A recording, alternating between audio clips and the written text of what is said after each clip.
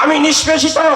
নীলফামারীর ডিমলা উপজেলাধীন সকল হিন্দু বৌদ্ধ খ্রিস্টান ধর্মাবলম্বীদের সাথে মতবিনিময় করেছেন বিএনপির ভারপ্রাপ্ত চেয়ারম্যান তারেক রহমানের খালাতো ভাই সাবেক সংসদ সদস্য ও জেলা বিএনপির সাবেক সভাপতি প্রকৌশলী শাহরিন ইসলাম চৌধুরী তুহিন। সোমবার ডিমলা আদর্শ উচ্চ বিদ্যালয় মাঠ প্রাঙ্গণে এ সভা অনুষ্ঠিত হয়। এতে হিন্দু বৌদ্ধ খ্রিস্টান কল্যাণ ফ্রন্টের সভাপতি বাবু উৎপল কান্তি রায়ের সভাপতিত্বে প্রধান অতিথি হিসেবে বক্তব্য দেন প্রকৌশলী শাহরিন ইসলাম চৌধুরী তুহিন। প্রধান বক্তা ছিলেন ডিমলা উপজেলা বিএনপির সভাপতি অধ্যক্ষ মনোহর হোসেন।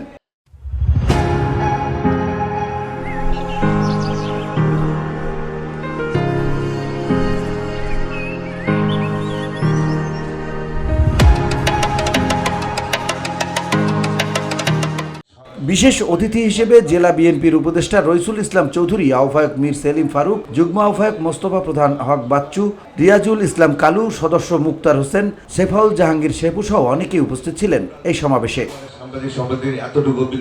প্রধান অতিথির বক্তব্যে তুহিন বলেন, বাংলাদেশের সকল ধর্ম ও সম্প্রদায়ের মানুষের শান্তিপূর্ণ সহাবস্থানই আমাদের চিরায়ত ঐতিহ্য।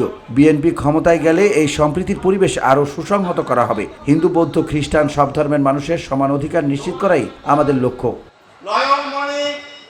এ সময় ডিমলা উপজেলা বিএনপির সাধারণ সম্পাদক বদিউজ্জামান রানা, সাংগঠনিক সম্পাদক আরিফুল ইসলাম লিটন সহ উপস্থিত ছিলেন স্থানীয় বিএনপি ও এর অঙ্গ সংগঠনের নেতাকর্মীরা। আপন খালাতো ভাই এবং ভিওডি বাংলা নিউজ ডেস্ক। যাবে না।